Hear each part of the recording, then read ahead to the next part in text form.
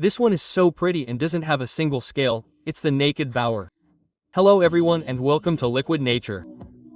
This is a new fish introduction of one of my favorites, namely the ZW Apers Glare, Glowhead. Totally stupid name, or naked bower, totally cool name.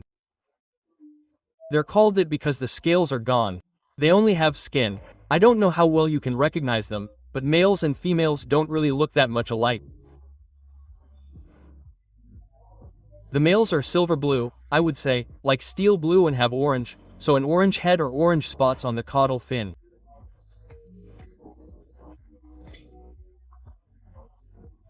The rest of the fins are transparent, and the females' fins are also completely transparent, and the females have a silvery yellow or green color as their base color and no orange head. So, you can tell them apart quite easily. They are relatively small fish, can be classified as carp-like, also beelings. I would say that the animals swimming here are about 4, maybe 5 centimeters long. They don't get much bigger. At 5 centimeters, you already have large males. The females generally stay a bit smaller. They are actually endemic to the INL Lake, in Myanmar, in Burma, in the INL Lake. And what is particularly special about it is that it is located at a relatively high altitude, which means it is relatively cool, which means you don't need any heating dust. You can keep naked larvae at room temperature, around 26 degrees Celsius is their range. It can probably be much cooler, and it can probably even be a bit warmer. So, they have a relatively large range and temperature that they feel comfortable with. The other water parameters are not that important either. They show their best colors in an acidic environment. So the great silver, bluish fish with this great orange. This is especially the case with mild conditions, i.e. low carbonate hardness, automatically connected to a low pH value, and the total hardness is also relatively low. So here we have a total hardness of 4 to 6 degrees, which is low, and that is clearly good for the fish, but they also show good colors in medium hard water. There may be no reproduction. It's not so bad if you don't want to become a breeder of squid. No big deal. In general, if you want to breed them, it's similar with squid as with squids. You simulate a rain shower, which is what aquarists do by changing the water. It's not that complicated. 30 to 50% with cooler water, and that's the trigger, so to speak, and the females start laying. The typical place for squids to lay their eggs is on leaves that are on the water surface or in very herbaceous areas. They don't watch over their brood, they are not really predatory themselves, but if the opportunity presents itself, they will take it and eat their eggs. But squids have very, very small mouths. That means that as soon as the larvae are that big, like 3 millimeters or 4 millimeters, then they're already pretty safe. But that only applies to the squids themselves. If you have a community aquarium, like here with Congo tetras and rainbow fish, which have larger mouths, then of course the world looks a little different. I've seen them laying eggs like squids here a few times, but I haven't seen a single young fish yet. That means that the other fish most likely take care of the larvae and just nibble them away. But that's not a huge drama. We are also happy with the number of squids that are in here. There are about 25 animals. In general, I would also recommend a group of at least 10. If your aquarium is big enough, then even more. You should have at least a 60 centimeters tank for squids. Larger tanks are always better, of course, but a 60 centimeters tank is sufficient. For 10 or 12 squid, there is no stress at all. However, please ensure that the gender ratio is roughly balanced. So, if you take 12 animals and there are 8 males and only 4 females, then it won't be the end of the world.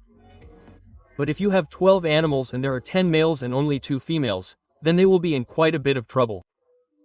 That might not be so relaxing for the females. You should then add a few more. Because squid also spawn in the weeds or on the plants that grow to the water surface, it is important to have exactly these zones. Naked lobsters are not particularly shy, and at first glance they swim quite relaxed through the aquarium in a rubber tank. But when it comes to the breeding situation, i.e. a water change, which hopefully happens every week for you, then you can see that these structures are missing inside. This means that if you want to keep them in a species-appropriate manner, and we want species-appropriate keeping, then please also ensure that they have the right structure. They generally live in areas with calm currents, so in the aquarium you can see that the naked lobsters form their little rivers in the grasses in the back and are not found in the open water in the areas with strong currents in the front. This means that your aquarium should have both areas with strong currents and areas with controlled currents and plants with dense vegetation. That's why I would say that a classic natural aquarium like this beautiful aquarium behind me is actually the perfect home for naked lobsters. Another thing that makes a perfect home is of course the right food. And naked bryonis are a bit more special because their mouths are so small. That means you either fill your granules in a peppermill, for example, to make them smaller, or you use very, very fine granules. For example, I use Biograno from AK, which is less than 0.4 millimeters, which is very fine. Otherwise, for example, from Dr. Basilar, the whole granules are fine enough, or the Micron Nano, which is actually a powdered food. They eat that really well, don't they?